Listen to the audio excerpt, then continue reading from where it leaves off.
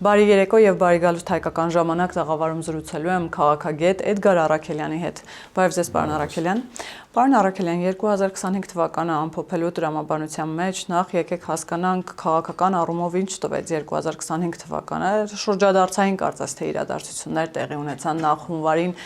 Միացյալ Նահանգների հետ ռազմավարական դաշնակցության ստորագրումը, ապա ավելի մեծ, այսպես նշանակություն ունեցող խաղաղության համաձայնագրի ստորագրումը, TRIP-ը,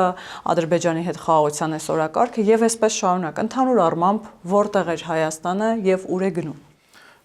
Տեսեք, նախ նշեմ, որ 2025 թիվը դա մի ամբողջ տարի էր, երբ որ Հայաստանը ապրեց խաղաղության մեջ, սա թերևս ամենակարևոր ձեռքբերումներից մեկն է, բայց տարվա իրադարձությունները իսկապես ֆունդամենտալ էին, որոնք բերելու են իսկապես շրջադարձային փոփոխությունների արդեն 26 թվականին։ Ես իմ նախորդ հարցազրույցներում վերջերս հատկապես շեշտում եմ, որ 26 թվականը մեզ համար շրջադարձային անկյունաքարային տարի է լինելու, բայց եթե սկսենք 25 թվականի սկզբից, ապա ես նույնիսկ 24 թվականին իմ հարցազրույցներում էին նշում, որ եթե մենք մինչև 25 թվականի գարնան ընթացքին չունենանք ռազմական գործողություններ, ապա մենք հաղթահարած կլինենք այսպես անվերադարձելիության այդ կետը, հատոշկանի վազվրատան, պատերազմի մեջ էլի հայտնվելու, քանի որ կային մի շարք գործոններ, առաջինը դա Հայաստանի ու նրա զինված ուժերի դիմադրողականության բարձրացումն էր, մենք գիտենք, որ բավականին մեծ ծավալի զենք եւ զինամթերքի պայմանագրեր կային, որոնք պետքա արդեն հասնեին Հայաստան, եւ հաջորդը այն դիվանագիտական գործընթացներն էին, որոնք պետքա բերեին արդեն ավելի ինստիտուցիոնալ դարձնեին այդ խաղաղության ընթացքը եւ փաստացի մենք հենց դրան էլ ականատես եղանք։ Մենք 2025 թվականին ականատես եղանք Հայաստանի զինված ուժերի կարողությունների ընդլայնմանը, պաշտպանողականության ամրապնդմանը եւ միևնույն ժամանակ շատ կարեւոր, այսպես կարելի է ասել, ճեղքումներ ունեցանք դիվանագիտական հարցության մեջ, դա Միացյալ Նահանգների հետ ռազմավարական համագործակցության հաստատումն էր եւ թերևս օգոստոսի 8-ի այդ փաստաթղթերի ստորագրումն էր, որը փաստացի Հայաստանին բերեց եւ հանգեցրեց այդ խաղաղության գործընթացին, դա եւ Հայաստան-Ադրբեջան նախաստորագրված փաստաթուղթն է եւ Միացյալ Նահանգների հետ երկկողմ ստորագրված փաստաթուղթն եւ հայտնի TRIP-ի նախագիծը, որը տեղավորվում էր Հայաստանի կառավարության ուրեմն խաղաղության խաչմերուկ այդ նախագծի շրջանակներում եւ ահա եւ բնականաբար Եվրոպական միության հետ տեղ ունեցած գործընթացները մենք գիտենք եւ ուրեմն դիտորդական առաքելության շարունակականության մասին եւ ուրեմն վերջերս նաեւ երկրորդ տրանշն է հաստատվում Եվրոպական միության խաղաղության հիմնադրամից Հայաստանին անվտանգության ոլորտում օգնության տրամադրումը մենք գիտենք տարվա վերջում էլի ստորագրվեց Հայաստան-Եվրոպական միություն ուրեմն ռազմավարական այդ գործընկերության փաստաթուղթ եւ նաեւ փաստաթուղթ, որը գալու է լրացնելու SEPA-ի հայտնի փաստաթղթին եւ ըստ էության Հայաստան-Եվրոպական միության օրակարգը նոր մակարդակի է բարձրացնում շատ ավելի ընդլայնելով այն եւ բնականաբար եղել են երկկողմ տարբեր երկրների հետ փոխշահավետ համագործակցություն եւ ահա այս ամենը ես կարծում եմ այն ինստիտուցիոնալ հիմքն է նաեւ, որը մեզ թույլ է տալիս ասելու, որ առաջիկայում մենք 26 թվականին ունենալու ենք իսկապես շրջադարձային տարի 26 թվականը այո լինելու է շրջադարձային տարի, բայց այդ շրջադարձին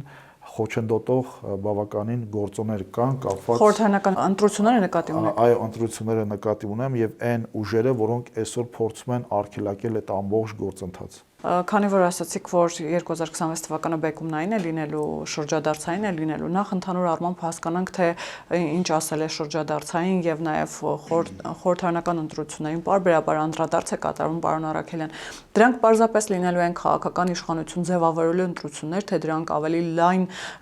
կոնտեքստ են ունենալու, այսպես ասեմ, աշխարհաքաղաքական, քաղաքակրթական եւ այսպես շարունակ։ Դրանք այո լինելու են քաղաքական իշխանության ձևավորման ընտրություններ, բայց մենք գիտենք, թե Հայաստանում կոնկրետ քաղաքական ուժեր ինչպես են պատկերացնում Հայաստանի ապագան եւ եթե այն ուժերը գան իշխանության, ովքեր Հայաստանը տեսնում են գուբերնիայի կարգավիճակում, բնականաբար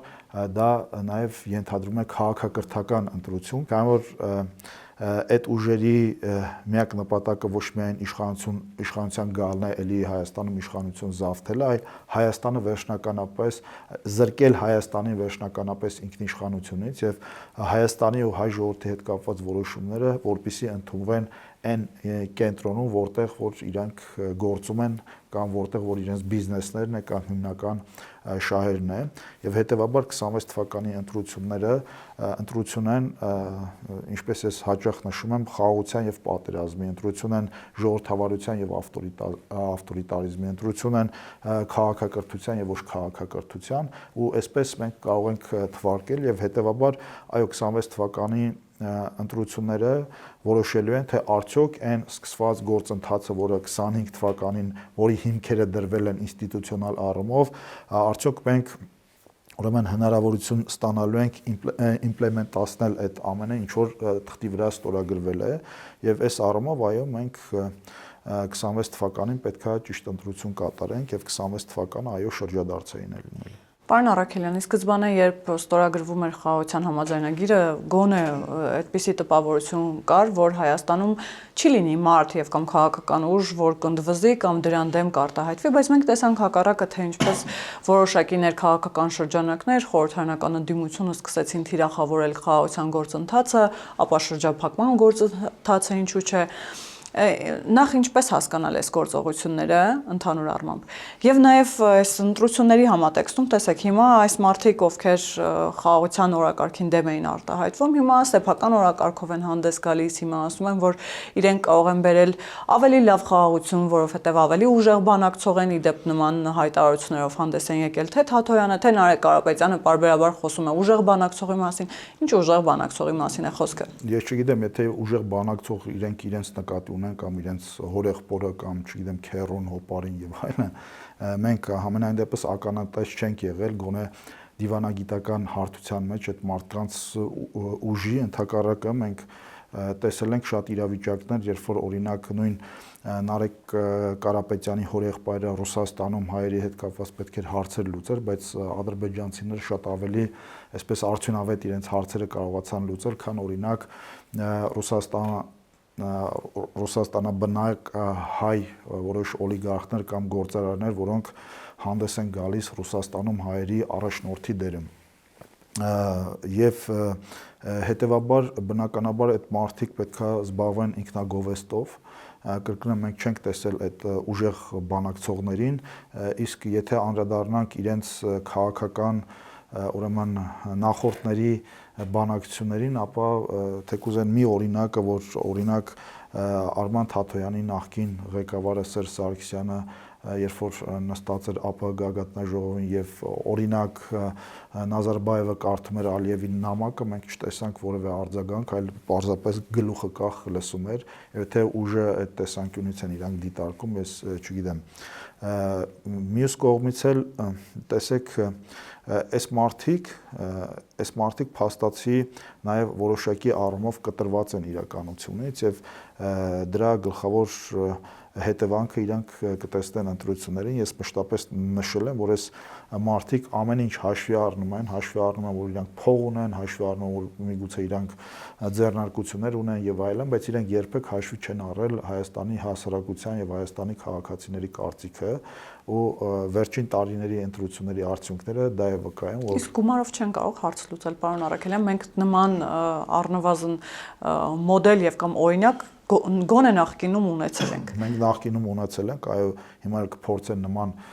ուրեմն քայլեր ձեռնարկել բայց ես հույս ունեմ որ մեր իրավապահ մարմինները աչալուրջ կգտնվեն եւ կկանխեն բոլոր նման քայլերը քանի որ հենց գումարով ընտրություններ հաղթելը sense ճակերտների մեջ մեզ բերեց հանգեցրեց այն կետին որից այն կողմ տեղ ունեցավ այն ինչ որ տեղ ունեցավ քանի որ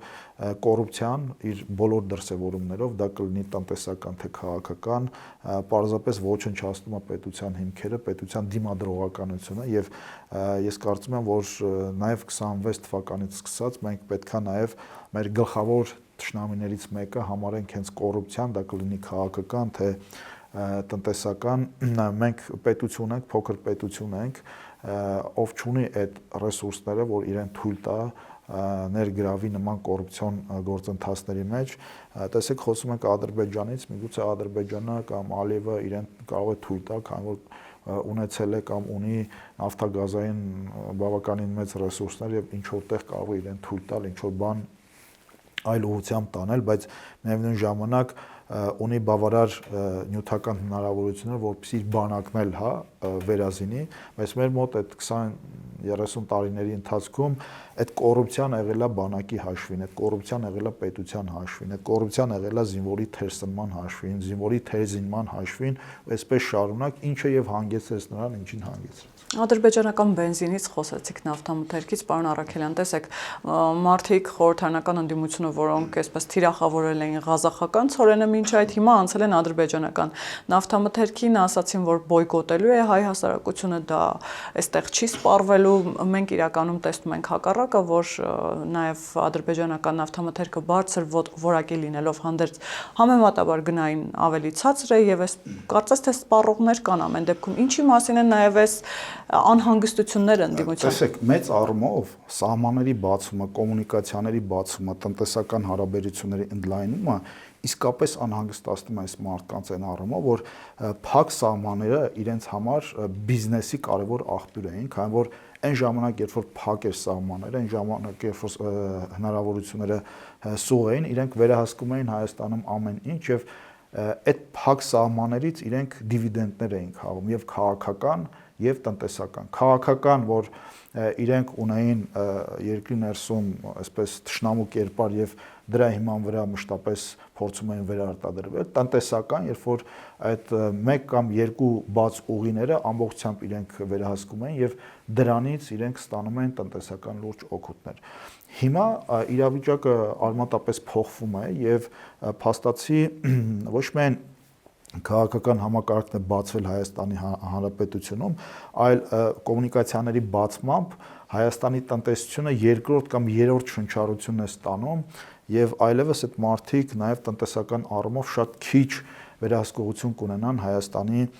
տնտեսության վրա եւ հետեւաբար քաղաքականության վրա եւ հաջորդ գործոնը դա դրսից, այսպես ասած, իրենց թելադրված այդ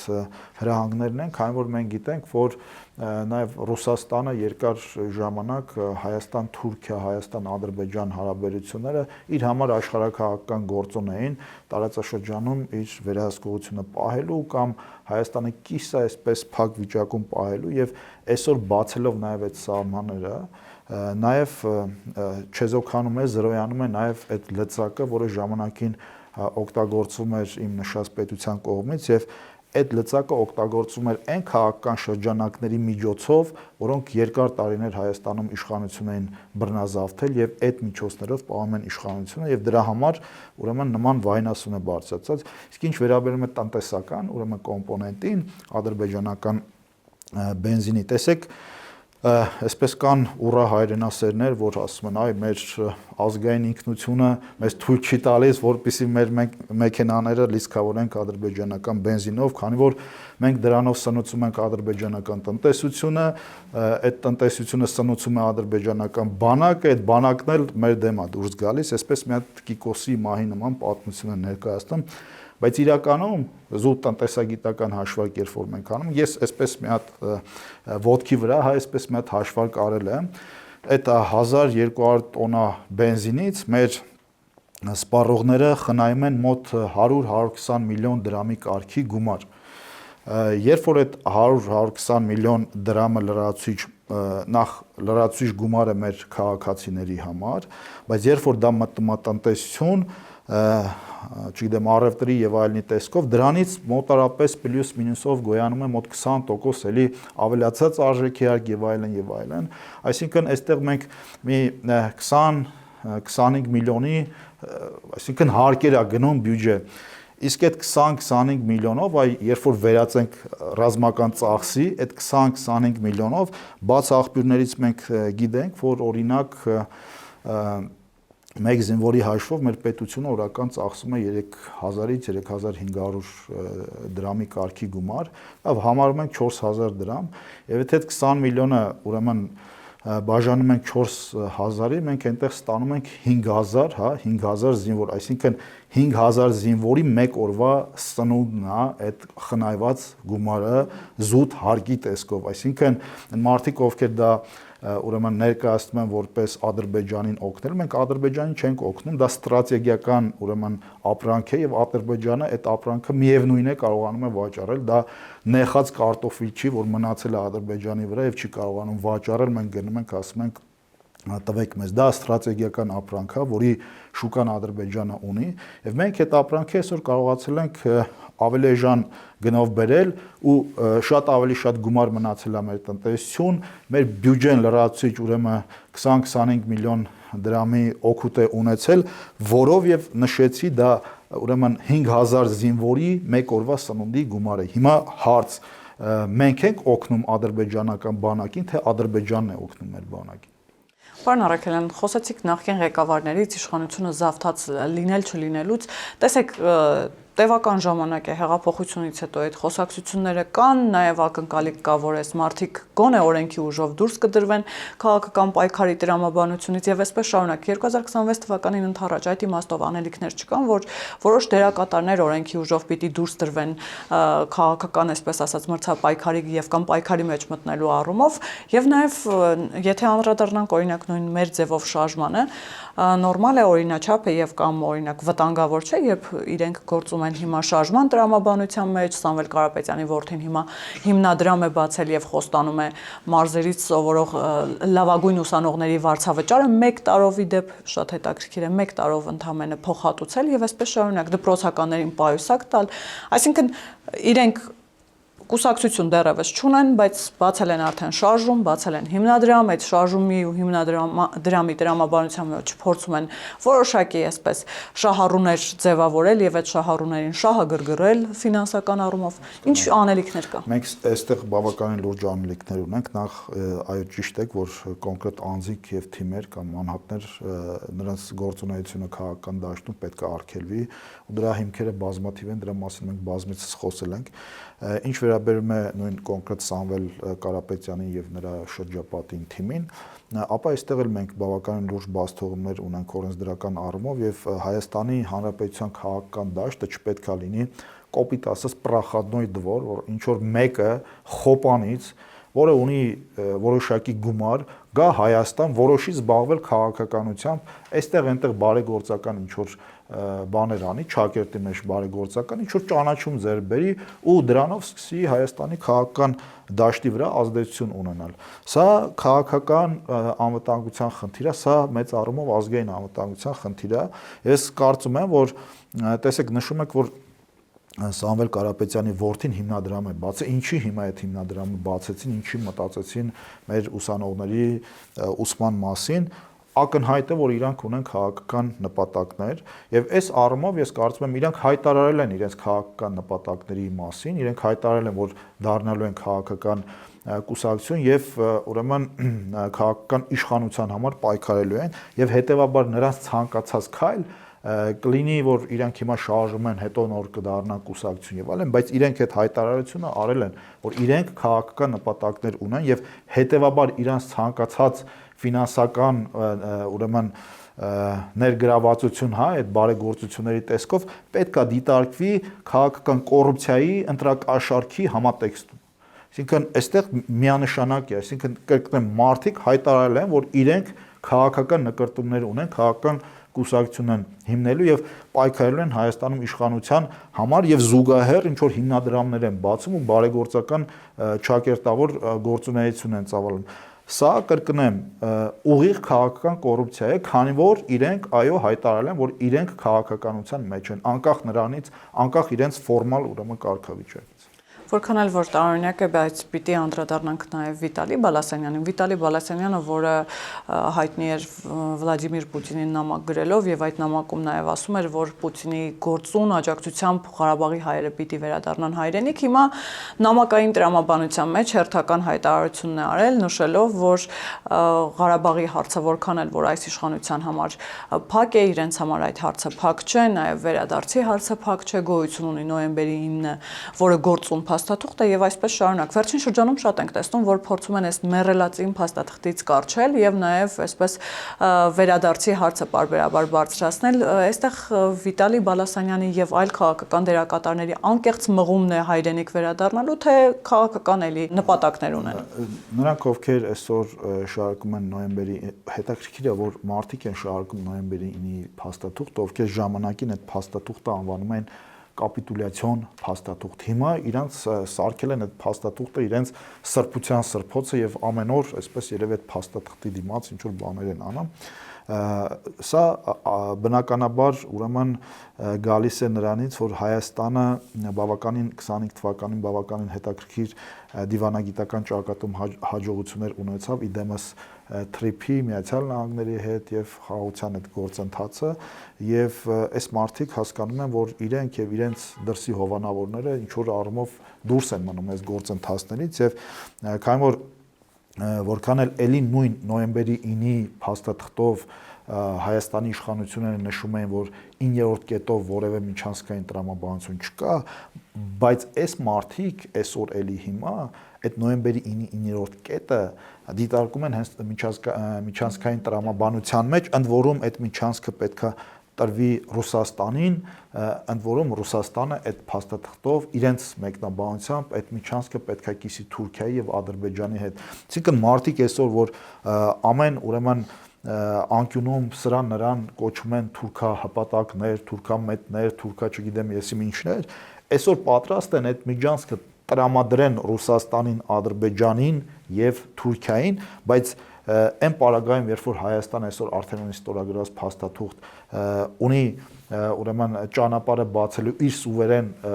ուրեմն իրավունքի ներքո այդ ճանապարհները, կոմունիկացիաները բացելու հնարավորությունները, ռեալ հնարավորությունները, այդ մարդկանց համար դա ընդունելի չէ։ Այստեղ է, երբ որ մենք ասում ենք, այս մարդիկ սպասարկում են օտար երկրաշահերը, այս մարդիկ օտար երկրի ազդեցության գործակալներ են, մեզ ասում են, չէ,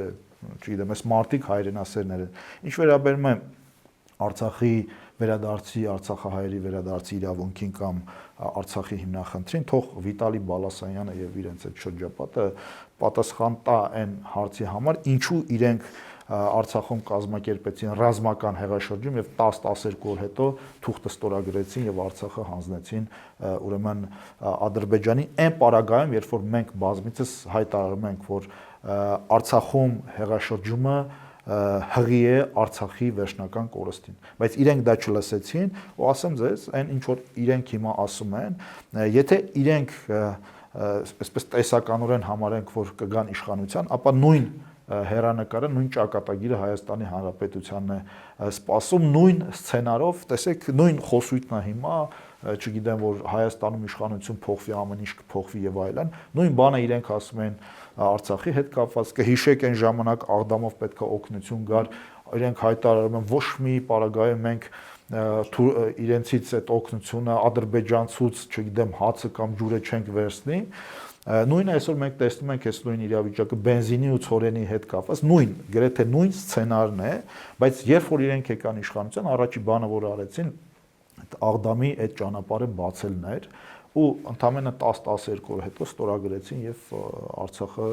տվեցին Ադրբեջանին։ Նույն բանը կրկնելու եմ, նույն սցենարը աշխատելու է Հայաստանի Հանրապետության պարագայում, նրանց իշխանության գալու պարագայում տեղի ունենալու պատերազմ, Ադրբեջանը հարձակվելու է Հայաստանի վրա, վերցնելու են այդ միջանցքը, Հայաստանի մնացած հատվածներ որպես ուրեմն անկարող այսպես տարած կամ պետականանման միավորում միացվելու է ուրեմն Ռուսաստանին, իրենք էլ այստեղ կլինեն գուբերնատորներ կամ ինչ որ անվատակ եւ առոք փառոք իրենց համար կվայելեն իրենց կյանքը։ Այսինքն նախընտրական տրամաբանության մեջ նորմալ է եւ կարող ենք սպասել առաջիկայում էլի նամակներ կոչեր Վլադիմիր Պուտինին, որ իր այսպես անձնական ջանքերը կարող է այստեղ տարածաշրջանում շատ բան փոխել։ Իրենք այդ մարդիկ այդպես էլ չհասկացան, որ բոլոր տեսակի նման նամակները եւ հույսերը Ռուսաստանի հետ կապված իրենց տանելու են դեպի ադրբեջանական բանտեր։ Իրենց գործընկերների ցավալի փաստ եմ ասում, բայց այն մարդիկ, ովքեր այսօր գտնվում են ադրբեջանական բանտերում, այդ մարդիկ էլի այդ կերպ կամ մի բան էլ ավելի ուրեմն հավատում են Ռուսաստանի ջանքերին, հավատում են Ռուսաստանի արդարությանը, հավատում են, որ Ռուսաստանը կապահովի անվտանգությունը իրենց եւ Արցախահայության։ Մենք տեսանք այն, ինչ որ տեսանք եւ այդ մարդիկ արդյունքում հայտնվեցին ադրբեջանական բանտերում։ Հիմա այս նույն մարդիկ, այդ նույն տրամաբանությամբ, էլի իրենց համար ադրբեջանական բանտի այսպես պուտյովկա են ուրեմն ստորագրում կամ գրում չհասկանալով էլի թե ինչա տեղի ունեցել կամ ես համոզմունք ունեմ որ իրանք հասկացել են այդ ամենը, բայց քանի որ այլ տարբերակներ չունեն կամ միգուցե դրսից է իրանք թելադրվում կամ միգուցե դրսի հետ իրենց կապերը այնքան ուժեղ են որ իրենք չեն կարող դեմ գնալ նույնիսկ հասկանալով թե ինչ է տեղի ունեցել, այնուամենայնիվ իրենք անում են ինչ որ անում են։ Իսկ դա կրկնեմ իրենց համար էլի ուղիղ ճանապարհ է դեպի Բաքվի բանտեր, եթե իրենք էլի այստեղ իշխանություն կգան կամ, չգիտեմ, այլ գործընթացներ տեղի կունենան։ Պարոն Արաքելյան, խոսենք նաև դրական զարգացումներից, տևական ժամանակ է գիտեք Թուրքիայի կողմից այդ դրական դինամիկան գոնե քաղաքական խոսույթի առումով տեսանելի էր եւ սպասելի էր ինչ-որ իմաստով հունվարի 1-ից Թուրքիայի սահմանը բաց կլինի դիվանագիտական անձանց երրորդ երկրների քաղաքացիների համար, նախ արդյոք սա ձեռք բերում է թե ոչ, որովհետեւ պայմանավորվածությունները վաղուց կային կարծես թե, բայց գետնի վրա մենք արդեն տեսնում ենք իրողություն եւ նաեւ ինչ սպասել առաջիկայում, որովհետեւ ինչպես ասացի դրական դինամիկա վերջին շրջանում գոնե նկատելի է եւ նաեւ աղմուկ չի ստեղծվի նաեւ այս առումով որ տեսեք Թուրքիայի հետ սահմանն է այդ աղմուկը առաջիկայում մենք կտեսնենք իհարկե սա պատմական քայլ է լինելու Հայաստանի եւ Թուրքիայի հարաբերությունների համար ու մեծ առումով ես կարող եմ ասել որ որքան մենք դիտարկում ենք Հայաստան-Ադրբեջան հարաբերությունները մեր տարածաշրջանի խաղաղության բանալին գտնվում է Հայաստան-Թուրքիա հարաբերություններում եւ սա ողջունելի ու իսկապես պատմական քայլ է մենք հաղորդման սկզբից խոսեցինք որ շատ մարդիկ զրկվելու են եւ աշխարհակաղակական կենտրոններ զրկվելու են տարածաշրջանում իրենց նախկինում եղած լծակներից եթե կբացվեն սահմանները եւ կոմունիկացիաները հենց սրա մասին էր խոսքը եւ այդ վայնացումը որ բարձրացվել է հենց այս գործընթացների դեմ է որպեսզի Հայաստանը մշտապես լինի ինչ որ պետությունների հետ թշնամու կերպարում եւ Հայաստանը մշտապես լինի տուպիկային պետություն որի հարցերը լուծվելու են ամենատարբեր կենտրոններում, բայց ոչ թե Երևանում, եւ այդ մարդիկ այսօր ցավալիորեն հավակնում են իշխանության, բայց բարեբախտաբար այո, այդ մարդիկ իշխանության չեն գալու, քանի որ գործընթացները շատ արագ ընթանում են եւ ինչպես դուք նշեցիք, արդեն մամուլում հրապարակվել է, որ հունվարի 1-ից ուրեմն դիվանագիտական անձնագիր ունեցողների եւ երրորդ երկրների քաղաքացիների համար սահմանը կբացվի եւ ես համոզված եմ, որ 26 թվականին, այն երբ որ խոսում ենք շրջադարձերի մասին, շրջադարձերից հիմնականներից մեկը հենց հայ-թուրքական հարաբերություններն են ու հայ-թուրքական սահմանի բացումն է, քանի որ այս սահմանի բացումը մեզ այո որոշակի անվտանգային բարձիկներ կտա մյուս կողմից մեր տնտեսության համար բավականին լուրջ խթան կլինի, քանի որ եւ Թուրքիայում եւ Ադրբեջանում հասկանում են, որ եթե իսկապես այդ սահմանի բացումը միայն իրենց համար ձեռնտու լիներ, ապա իրենք շատ վաղուց բացած կլինեն, իրենք հասկանում են, որ այս սահմանի բացումից ավելի շատ օգտվելու է Հայաստանի Հանրապետությունը։ Եվ պարոն Արաքելյան, այդ տրամաբանության մեջ կարող ենք ակնկալել, որ եվրոպական քաղաքական համայնքի գագաթնաժողովում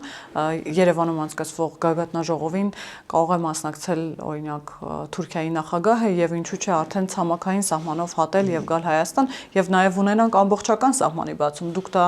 հնարավոր համարում եք։ Ես հույս ունեմ, որ մինչեւ մայիս կամ մայիսյան այդ իրադարձությունների ժամանակ արդեն հայտարարված կլինի կամ արդեն կունենանք ամբողջական բաց սահման Թուրքիայի հետ կամ այդ ժամանակ ուրեմն Էրդողանը ձեռնունայն չի գա Հայաստան, այլ իր հետ կբերի նաև այդ սահմանի բացման, ամբողջական բացման այդ փաստը եւ այո տրամաբանական կլինի, որ եթե Էրդողանը կգա Հայաստան, ապա հենց այդ ցամաքով սա նաեւ խորհրդանշական կլինի եւ սա այլևս այդ որ խոսում ենք շրջադարձից, սա այլևս իսկապես շրջադարձային է լինելու ոչ միայն Հայաստան, Թուրքիա, Հայաստան, Ադրբեջան, այլ ամբողջ տարածաշրջանի համար, քանի որ անկախ նրանից թե օրինակ Ալիևը ինչ է մտածում խաղաղության վերջնական պայմանագրի ստորագրման մասին, ես նախկինում էլ նշել եմ, որ մեր տարածաշրջանի խաղաղության ու բարեկեցության բանալին հենց գտնվում է Հայաստան-Թուրքիա հարաբերությունների կարգավորման եւ սահմանի բացման մեջ։ Եվ փորձեմ ամփոփել ու ամփոփենք 2026 թվականի ելի խորհրդարանական ընտրությունների թեմայով։ Ես նաև գիտեմ, որ դուք ընդգրկվել եք քաղաքացիական պայմանագիր կուսակցության ցուցակում։ Ընդհանուր առմամբ հարցս հետևյալն է, թե պարոն Առաքելյան, չեք կարծում, որ շատ բարդ ու թեժ ընտրություններ են լինելու, ինչ որ իմաստով թեժ, տեսեք մի քանի անուններ կարդամ։ Լևոն Զուրաբյան, այսինքն վարչապետի տեխնացուների պակաս ոնց հասկանում եք չունենք, Լևոն Զուրաբյան, Արման Թաթոյան, Էդմոն Մարուկյան, Ռոբերտ Քոչարյան, շուտով Կարապետյանները կհայտարարեն իրենց վարչապետի տեխնացուին եւ այսպես շարունակ։ Այսինքն այս մրցակցության պայմաններում ինչպես եք պատրաստվում։ Այդ մարդկանց անունները որ թվեցիք, դրանք ես կարծում եմ, որ այդքան էլ մրցակցային չեն, իհարկե անուններ են։ Ես անձնապես որևէ բան չունեմ այդ մարդկանց դեմ, բայց քաղաքական առումով այդ մարդկանց անունները ոչինչ չեն ասում, քանի որ նախ եւ առաջ այդ մարդիկ եւ իրենց քաղաքական թիմերը, եթե իհարկե ունեն այդպեսին, չունեն ձևակերպված օրակարգ, իսկ 2026 թիվը իսկապես օրակարգերի բացառիկ ընտրություններից է լինելու, որտեղ կա ձևակերպված օրակարգ, դա քաղաքացիական պայմանագիր կուսակցության ու նրա առաջնորդի օրակարգն է, այդ օրակարգը խաղաղության մասին է, այդ օրակարգը ժողովրդավարության մասին է, այդ օրակարգը բարեկեցության մասին է, այդ օրակարգը Հայաստանի Հանրապետության ինքնիշխանության մասին է, եւ ես որպես Հայաստանի Հանրապետության քաղաքացի եւ քաղաքացիական պայմանագիր կուսակցության թիմի հետ երկար տարիներ ճանապարհ անցած մարդ, նաեւ դրանով է պայմանավորված իմ ընտրությունը, քանի որ ես համարում եմ իսկապես 2026 թվականը շրջադարձային տարի Հայաստանի Հանրապետության համար ջրբաժան տարի է լինելու, թե քաղաքակրթական, թե քաղաքական, թե տնտեսական։ Ես կարծում եմ, որ այո պետք է կանգնել ուրեմն քաղաքացիական պայմանագիր կուսակցության թիմի կողքին եւ այդ 2018-ի սկսած գործընթացը, այդ հեղափոխություն, որը ուրեմն պետության մասին էր, պետության մոդելի մասին էր, այդ հեղափոխությունը հասնել իր տրամաբանական ավարտին այն առումով, որ մենք հասնենք մի կետի, որից այն կողմ արդեն մենք հասկանում ենք, որ մեր պետությունը այլևս հետ շրջվելու հնարավորություն չունի եւ մենք գնում ենք դեպի քաղաքակիրթ պետությունների այսպես ակում, որտեղ մենք մեր պետությունը եւ մեր հասարակությունը, մեր ազգը իրեն լավագույնս կդրսեւորի եւ ոչ թե ավտորիտար եւ բռնապետական պետությունների շարքին կդասի։ Եթե ճիշտ հասկացա ու կարճ, մենք վստահ քայլում ենք դեպի 2026 թվական, հույս ու ակնկալիք ունենալով, որ այս դրական միտումները շարունակական կլինեն։ Այո, այս դրական միտումները շարունակական կլինեն եւ այս դրական միտումները մի պարագայում կկանգնեն, եթե այս մեր նշած մարդիկ տեսականորեն գան իշխանության, բայց ես համոզմունք ունեմ, որ մեր հասարակությունը իրենց թույլ չի տա կրկին գալ եւ բռնազավթել իշխանությունը եւ մեծ առումով այո ես օպտիմիստ եմ այդ առումով եւ կրկնեմ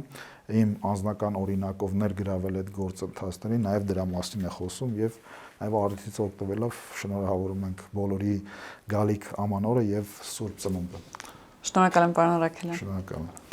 Հիշեցնեմ, որ տաղավարում զրուցում էի քաղաքագետ Էդգար Առաքելյանի հետ, կհանդիպենք։